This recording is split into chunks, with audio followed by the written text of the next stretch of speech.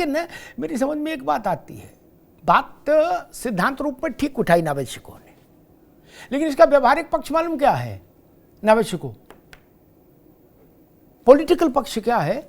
एक नोटिस चला जाएगा तो पूरे देश में हाय हाय होगी उस नोटिस को लेकर, होगी ना कि देखो बोलने नहीं दे रहे भैया, नोटिस भेज रहे, नहीं होगी? होगी ना? वो अवसर आपको ये देना चाहते हैं कि नहीं, ये भी तो थोड़ा चेक कर लेते। आप वो नोटिस लेके पूरे देश में दिखाओ, ऐसा अवसर ये देना चाहते हैं आपको कि नहीं, ये भी तो देख लो नावेद बाबू। नहीं,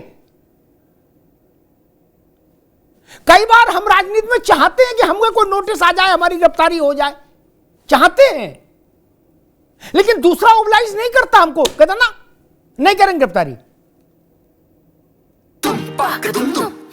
अरे श्रीमती जी कुछ तो सस्ता लो, बचत करो। नहीं श्रीमान जी, सब बढ़िया लो, रहने दीजिए। इसमें क्या खास बात है? थोड़े में ज्यादा स्वाद, यही तो है इसकी खास बात। वाओ मामा, क्या स्वाद है। अरे मेरे राजा,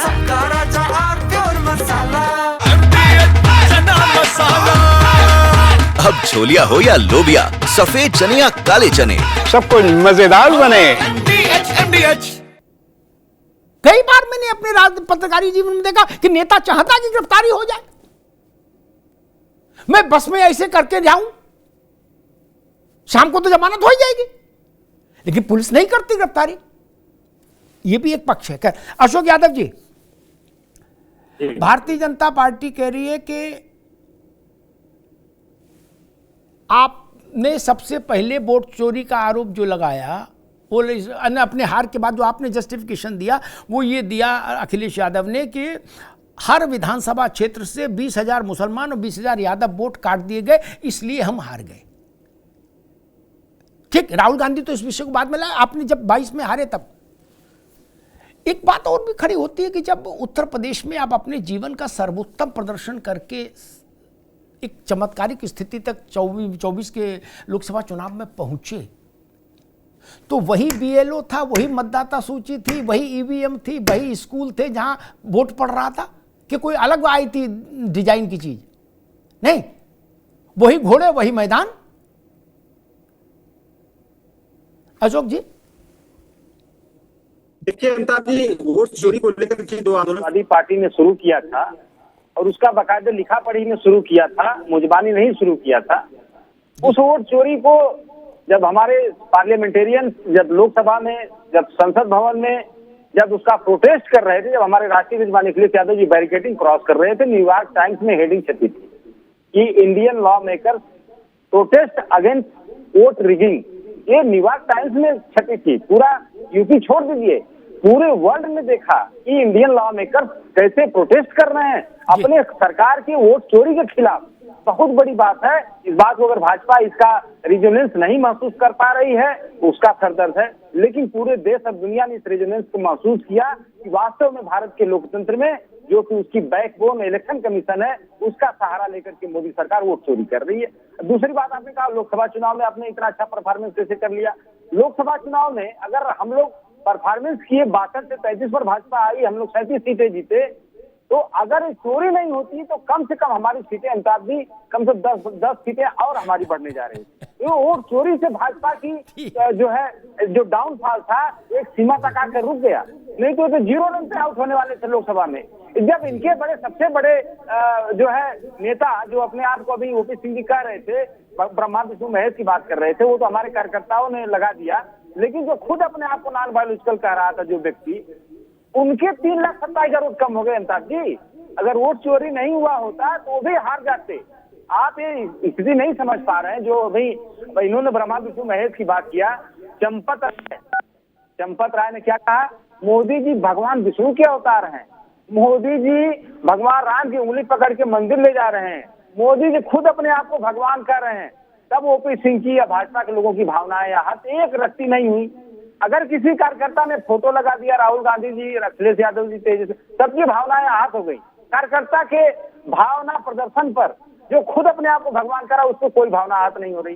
तो भावना आहत नहीं। अशोक भाई, कोई भावना आहत नहीं होगी। रामलीला में आदमी ही बनते हैं, राम रावण शूर्पणखा सब काय क्या हद होगी? मेघनाथ, कुंभकर्ण, बाली, सुग्रीव सब आदमी तो बनते, गांव के लड़के बनते, काय क्या हद होगी?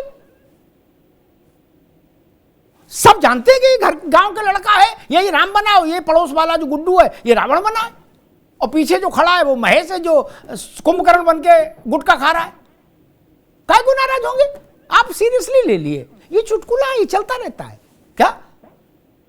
दूसरी जी अमिताभ जी 10 सेकेंड, आपने 2-3 बार धनखड़ साहब की बात उठाई, धनखड़ साहब के बाद आप बात नहीं इसलिए उठाई, अखिलेश जी को भी उनकी चिंता रहती थी प्रतिदिन, वो प्रतिदिन उस बिना नागा उस सवाल को उठाते थे कि मसला ये है कि धनखड़ साहब कहाँ हैं। जी देखिए अमिताभ जी, आपको याद होगा हम लोग सरकारी स्कूल में पढ़े 8वीं तक, साइंस की किताबों में जब लेसन खत्म होता तो पीछे जो है एक्सरसाइज रहती थी, उसमें लिखा रहता था आओ इसका पता लगाएं। वो सारी जो घटनाओं का पता लगाने के लिए एक्सपेरिमेंट किया जाता। तो अभी तक पूरा देश पता लगा रहा है कि धनखड़ साहब का कार्यकाल तो भी 2 साल था, वो उनकी तबीयत खराब हो गई, कहीं अस्पताल में नहीं गए, कहीं ओपीडी में नहीं दिखाई दिए, किसी अस्पताल में भी नहीं गए, न कहीं मोदी जी उसको गुलदस्ता में नहीं गए, उनकी तबीयत खराब हो गई, उनका कार्यकाल खत्म होने से पहले वो अस्पताल भी नहीं गए। तो ये अभी तक ये जिज्ञासा खत्म नहीं हुई है। हाँ, ये बात देश जान चुका है कि धनखड़ साहब अगर वो गाना गा रहे होते कि जो तुमको हो पसंद वही बात कहेंगे, तुम दिन को अगर रात कहो रात कहेंगे, तो अभी वो 2 साल रहते, वो दिन को दिन और रात को रात कहने लग गए थे बेचारे, यही उनकी गलती थी, इसी वजह से उनकी तबीयत खराब हो गई। राधा कृष्णन साहब, ठीक है अशोक जी, ठीक है, आगे बात। दुनिया में, भारत में नहीं, दुनिया में कहीं भी, अशोक जी गंभीर बात है, गंभीरता समझ लीजिए, दुनिया में कहीं भी ऐसा नहीं, भारत में भी नहीं, अगर किसी व्यक्ति ने लिखा कि मैं स्वस्थ नहीं हूं इसलिए मैं अपने पद से त्याग कर रहा हूं, तो ऐसा नहीं है कि 4 पुलिस वाले उसके घर आएंगे और लठ मारेंगे, कहेंगे नहीं तुझे रहना है 2 साल, देखे कैसे नहीं रहेगा, तेरी टांगे तोड़ दूंगा। नहीं जी, उसकी जांच क्यों होगी? क्यों जांच होगी? मैं आज टीवी 9 छोड़ने के लिए कह दूं कि मेरा स्वास्थ्य ठीक नहीं है, कोई कारण ना दूं, तो क्या उसके पीछे ये होगा कि नहीं नहीं कैसे नहीं आएगा? नहीं जी, इस्तीफा देने के बाद काहे का कार्यकाल? बोले 2 साल और था, काहे का कार्यकाल भैया?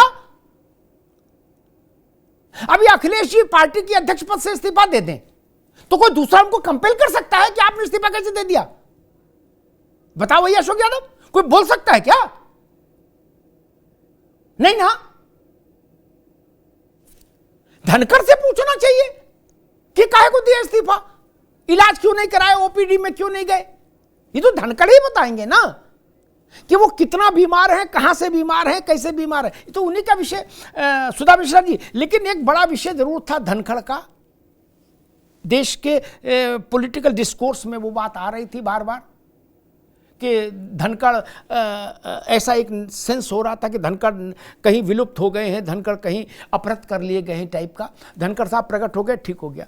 एक बात और भी थी कि उपराष्ट्रपति के चुनाव से पहले ये बात कही जा रही थी कि 9 सितंबर की तारीख बहुत खतरनाक है, यहां से मोदी की विदाई का प्रस्ताव पारित हो जाएगा, आश्चर्यजनक परिणाम आएंगे और एनडीए का कैंडिडेट हार जाएगा। एनडीए के कैंडिडेट के हारने का मतलब मोदी की मेजॉरिटी खत्म, तो मोदी भी चले जाएंगे। परिणाम पता लगा कि विपक्ष के पास 334 थे और उनको वोट कास्ट हुआ 300। विपक्ष से कहीं ना कहीं सांसद तो गए। मनीष तिवारी उस बात को खुल के कह रहे हैं कि लीडरशिप अक्षम होती है तो यही स्थितियां होती हैं। क्रॉस वोट हुआ। सुधा जी। जी अमिताभ जी, बहुत आभार फिर से मुझे प्रश्न देने के लिए। अभी आपने कहा, आपके प्रश्न का उत्तर दूं उसके पहले कुछ 2 जरूरी बातें। अभी आपने कहा कि धनखड़ जी प्रकट हो गए, सतपाल मलिक के साथ क्या हुआ पूरे देश ने देखा है, आपको बताने की जरूरत नहीं, इतनी मासूमियत से हर बात को रख दी जाएगी और लोग विश्वास कर लेंगे। अमिताभ जी, दुनिया इतनी भी मासूम नहीं है और लोग इतने भी नहीं, हमारे देश के लोग नासमझ हैं कि परिस्थितियों पे अपना आकलन न कर पाए।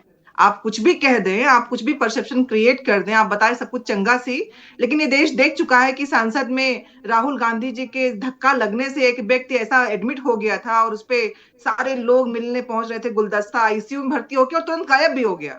इस देश ने वो भी देखा है। और ये देश अगर प्रश्न कर रहा था तो इन्हीं स्थिति परिस्थितियों से कर रहा था, इसमें कोई और वजह नहीं थी। और ये देश को जानना भी चाहिए कि अचानक बैठा हुआ सीट पे कोई व्यक्ति अचानक गायब हो जाए, कह दे मैं नहीं हूं, जबकि सुबह हो रहे हैं, और राष्ट्रपति भवन इनकार कर दे देने के लिए कि कहाँ उसका इस्तीफा कहाँ से आया। आपने शायद ये सारी इन्फॉर्मेशन होगी कि राष्ट्रपति भवन से मांगा गया था आरटीआई के थ्रू, उनके इस्तीफे के संबंध में कोई जानकारी नहीं दी गई, और आप कह रहे हैं कि विपक्ष ये सवाल खड़ा था। ये सवाल तो आप लोगों को पूछना चाहिए था। दूसरे प्रश्न पे आती हूँ। हम जिस देश में रह रहे हैं, लोकतंत्र का वो देश है जिसने इस देश में बहुत सी ऐसी चीजें दिखाई हैं जो पत्रकारों के मात्र आकलन से नहीं होता है, जमीन और धरती पे होता है। क्योंकि आजकल आप देख रहे हैं नेपाल में जो कुछ भी, आपने जेनजी की बात की, मीडिया जो था उसको हटा के कुछ और दिखाने की कोशिश कर रही थी, नेताओं की चापलूसी कर रही थी और जनता के हर उस मुद्दे से उसको हटा रही थी, और जनता ने उसका विद्रोह किया। तो ये देश भी लोकतंत्र से चलता है, और इस देश के लोग भी जानते हैं कि उसकी अपनी आवश्यकताएं क्या है। उपराष्ट्रपति के चुनाव में मान लीजिए हमें पूरे वोट नहीं मिले, हम जानते थे कि हमारे पास पूरी संख्या नहीं है, कौन नहीं जानता था। लेकिन एक बात आपने देखा कि जो इस देश के लोग सरकार में बैठे हुए बात करते हैं कि वो बैलेट पेपर से नहीं होना चाहिए, चुनाव वैसे ही हुआ, ईवीएम तो नहीं था वहां पे। उसके बाद जो चुनाव आयोग कह रहा था कि बेटी बहनों की फोटो दे नहीं सकते, वो फोटो भी रिलीज कर रहा था। और आपने चीज खास देखा, प्रधानमंत्री जी वोट डालने आए थे, सारे अधिकारी उठ के खड़े हो गए थे। किस देश में लोकतंत्र के अफसर किसी के मतदान देने पर खड़े होते हैं? वो तो अधिकारी है ना, वो तो निरपेक्ष होकर उस चुनाव को करवा रहे हैं। और आप कहते हैं सब कुछ चंगा सी। अमिताभ जी, इस प्रश्न में जब वो लोग खड़े हो रहे थे तो ये पहला प्रश्न आपका बनना चाहिए था कि प्रधानमंत्री मोदी के आने के बाद सब खड़े क्यों हुए? क्योंकि प्रधानमंत्री नहीं, वो एक मतदान करने वाले व्यक्ति थे जो जाके अपने मतदान का प्रयोग कर रहे थे। लेकिन नहीं, भारतीय जनता पार्टी के लोग कुछ भी करें वो चंगा सी है, क्योंकि वो आपके फेवर में आ रहा है, आपकी बातों को वहां पे जवाब नहीं देना है। और विपक्ष हर प्रश्न को अगर उठाए तो उसको भी नमित भाई ने कहा कि चुनाव आयोग ने अभी तक कोई, हम तो कह रहे थे कि आप नोटिस दो, कार्रवाई करो, हम तो ठीक है सुधा जी, आपकी बात आ गई। अरे श्रीमती जी, कुछ तो सस्ता लो, बचत करो। नहीं श्रीमान जी, सब बढ़िया लो, रहने दीजिए। इसमें क्या खास बात है? थोड़े में ज्यादा स्वाद, यही तो है इसकी खास बात। वाह मामा, क्या स्वाद है। अरे मेरे राजा,